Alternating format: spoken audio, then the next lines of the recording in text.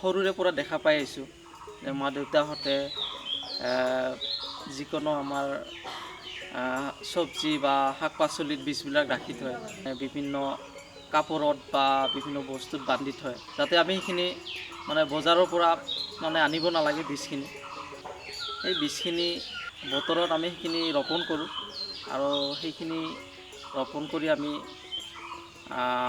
যিটো শাক পাচলিৰ আমাৰ যিটো অভাৱ সেইটো পূৰণ কৰিব পাৰোঁ। আৰু ঘৰত ৰুলে ঘৰতো আৰু ভিটামিন বেছি, কিনা সাৰ নহয়। আমি বজাৰৰ পৰা বেছি শাক পাচলি নানো, খাবলৈও ভাল নালাগে।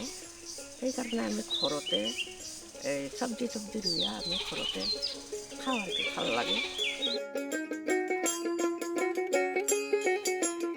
আর আমি ঘরে বিধান রাখি আমার ঘরের সার এই জায়গা গরুর গোবরের সার, এটাই হলো আসল সার। এই সার দিয়ে আমি ক্ষেত করি। এটা খাওয়ার কারণেই ভালো, যে শরীরে কোনো বেমার আজার হয় না।